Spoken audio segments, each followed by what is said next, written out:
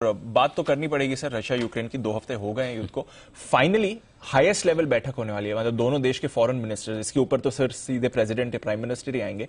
आज बैठक करने वाले हैं। 2 दिनों से संकेत दोनों देश दे रहे हैं कि चलिए बातचीत का वक्त आ गया है।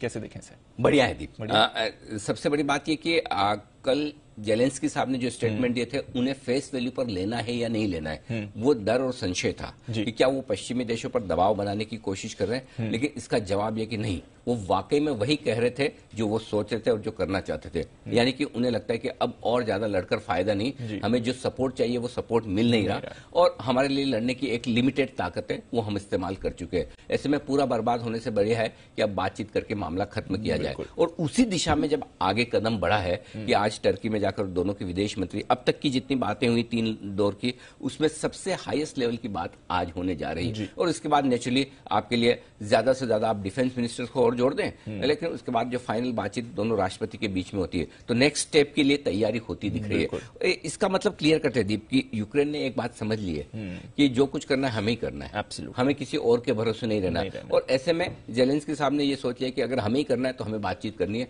और नहीं लड़ना है। ये संकेत बाजार पड़ रहा है। बिल्कुल। अब इन संकेतों में कितनी सच्चाई है, कितना गलत है, आगे क्या हो सकता है, वो कहना इम्पॉसिबल है कि विदेश मंत्रियों की बैठक में आज फैसला हो जाएगा। जी नहीं। लेकिन कुछ चीजें जो रशिया चाहता था कि अगर आप नेटो की सदस्यता की जिद छोड़ दें, वो उन्होंने छोड़ दी। बातचीत का प्रस्ताव पहले यूक्रेन की तरफ आया तो रशिया का जो ईगो है ना, वो ईगो मसाज हो रहा है। करेक्ट है ना, मैं पहले से नहीं बात करूंगा, मुझे ये चाहिए, मुझे वो चाहिए। ठीक है ना, हमने 3 में से 1 मान ली, सबसे बड़ी वाली मान ली, अब तो बात करो। तो रशिया के लिए भी वो एक ये कहना चाहिए फेस सेविंग वाली बात होती है कि हम ऐसे ही नहीं आके बैठ रहे, करेक्ट, हमें कुछ मिल रहा है तो बैठ रहे हैं। तो पुतिन साहब ने अपने आप को प्रूव कर दिया कि मैंने अटैक किया था, सही किया था, और देखिए मेरी बात मानकर वो बात करने आ रहे हैं। तो इसलिए तो कहते हैं बात करने से बात बनती है, और ये बात करने से बात बनती वाला जो माहौल है वही दुनिया भर के बाजारों को पसंद आता दिख रहा है। एक और चीज दीप जो बहुत इंटरेस्टिंग, बहुत छोटी सी खबर है लेकिन बेहद इंटरेस्टिंग है, वो दिखाती है कि पश्चिमी देश इस मामले को कितना हल्के में ले रहे हैं। बिल्कुल। आप देखिए कल पोलैंड ने क्या कहा, हम विमान देने को तैयार हैं लड़ने के लिए यूक्रेन को, बशर्ते कि वो अमेरिका से होकर यूक्रेन आए। अमेरिका क्या कहता है, हम नहीं करेंगे।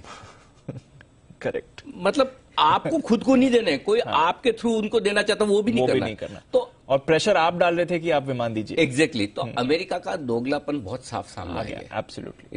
इसमें है ना, मतलब सबसे बड़ा लूजर यूक्रेन के अलावा कोई है तो अमेरिका है पूरे मामले में। सो आई थिंक यूक्रेन को ये बातें समझ में आ गई है कि हमने गलत दोस्तों पे भरोसा किया जो वक्त पे काम नहीं आए, और न आगे काम आएंगे।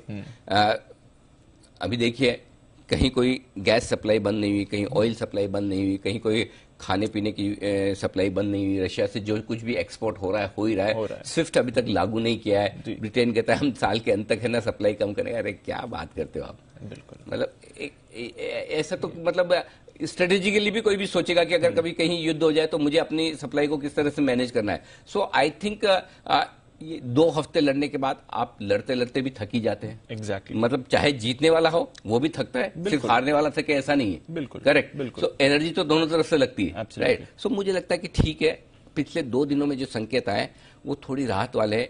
कम से कम एक भरोसा ये बन रहा है दीप कि बात यहां से नहीं बढ़ेगी। दूसरा सबसे बड़ा भरोसा जिसकी बात हम 2 दिन से नहीं कर रहे हैं, जो बन रहा है, जिस वजह से आप 15,700 पर पहुंचे थे जी, उस दिन आपके लिए सबसे बड़ा खतरा था न्यूक्लियर वॉर का। आज 2 दिन 3 दिन से कोई न्यूक्लियर वॉर की बात नहीं कर रहा। बिल्कुल नहीं हुई। करेक्ट। बिल्कुल। वो एक बैक ऑफ द माइंड जो एक बड़ा स्ट्रेस कि अगर न्यूक्लियर वॉर होता तो क्या, वो डर आपका कम हो गया। ये अपने आप में बड़ी चीज है। सो मेरे ख्याल से पिछले 2 दिनों में ये 2 बड़े अचीवमेंट है। बातचीत, यूक्रेन का ठंडा रवैया जो कि पॉजिटिव है, और न्यूक्लियर वॉर का डर कम हो जाना, खत्म हो जाना। मेरे ख्याल से ये 3 चीजें ऐसी है जो नेचुरली इस गिरे हुए खराब मार्केट के लिए एक रिलीफ की बात है इसमें। एब्सोल्युटली। तो रिलीफ की बात तो आ ही चुकी है और उसको बाजार सेलिब्रेट